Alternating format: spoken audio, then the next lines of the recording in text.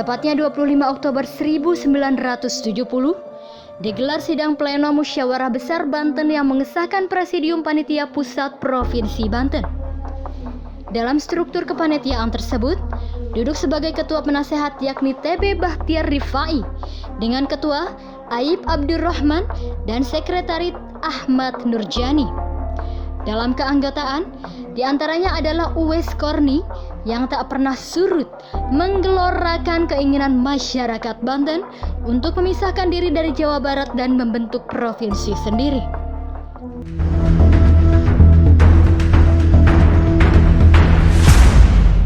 Pergulatan panjang dan pasang surut perjuangan pendirian Provinsi Banten itu seolah menemukan jalannya ketika memasuki masa reformasi. Ketika itu, masyarakat Banten yang dipimpin Haji Embai Mulya Syarif dan sejumlah tokoh muda mendatangi Senayan untuk mengamankan sidang paripurna istimewa dan menyatakan dukungan kepada B.J. Habibie.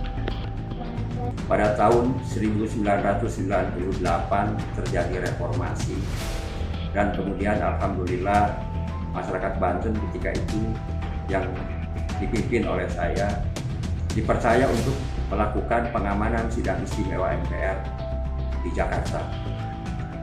Dan masyarakat Banten ketika Pak Habibie dilantik menjadi presiden menggantikan Pak Harto, yang pertama kali turun ke Jakarta, ke gedung DPR MPR ini mendukung Pak Habibie adalah masyarakat Banten yang saya pimpin juga.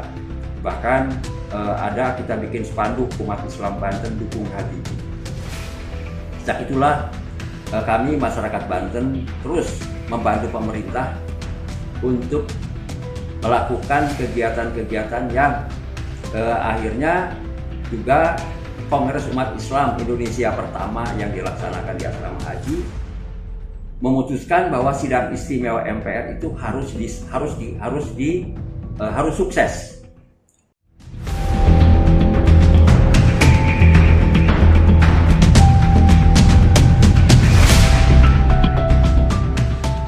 Gayung bersambut, Presiden Habibie tiba-tiba merencanakan kunjungan ke Banten 3 bulan setelah sidang paripurna istimewa.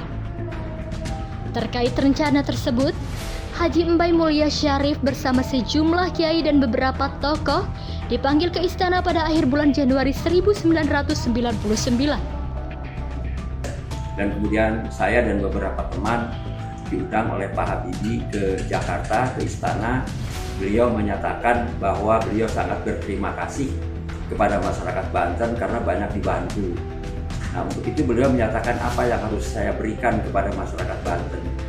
Bilang, Pak Presiden, bantu saja pesantren yang ada di Banten karena di Banten itu banyak pesantren kecil-kecil. Nah, butuh perhatian dan butuh bantuan dari pemerintah. Dari pertemuan itu, kunjungan Presiden disepakati pada hari Jumat 5 Februari 1999. Para tokoh kemudian menetapkan Pondok Pesantren Darul Iman Pandeglang pimpinan Kiai Haji Aminuddin Ibrahim sebagai tempat penyambutan dan acara berlangsung. Nah, sebelum beliau berkunjung ke Pandeglang, saya ditelepon supaya hadir di istana dan juga kemudian ternyata Pak Kiai Amin juga diundang sebagai tuan rumah. Nah, di perjalanan ketika di tol Ciujung, saya telepon Pak Kiai Amin.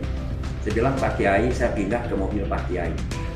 Di mobil itulah saya bicara dengan beliau, Pak Kiai, kalau presiden bantu pesantren itu kan biasa saja.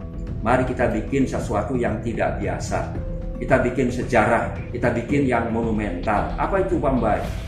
Pak Kiai sebagai tuan rumah, suka atau tidak suka, harus memberikan sambutan. Momen yang ditunggu-tunggu akhirnya tiba. Presiden Habibie datang ke Banten sesuai rencana yang telah diagendakan. Dalam kunjungan itu, Habibie datang membawa para menteri. Di antaranya Mensesnek Akbar Tanjung, Menhankam atau Pangap Jenderal TNI Wiranto, Menteri Agama Malik Fajar, Menteri Koperasi atau Pengusaha Kecil dan Menengah Adi Sasono. Sesuai skenario yang dirancang, Aspirasi pendirian Provinsi Banten disampaikan oleh pengasuh Pondok Pesantren Darul Iman Kiai Haji Aminuddin Ibrahim. Kemudian dipertegas oleh Kiai Haji Mansur Muhyiddin dalam sesi dialog.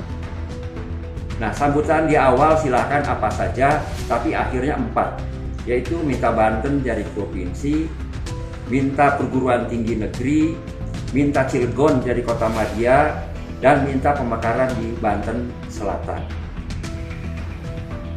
Menanggapi itu, Presiden Haji Habibie tidak menolak aspirasi yang disampaikan para tokoh Banten. Hanya saja, Presiden meminta agar usulan tersebut dilakukan sesuai mekanisme konstitusional.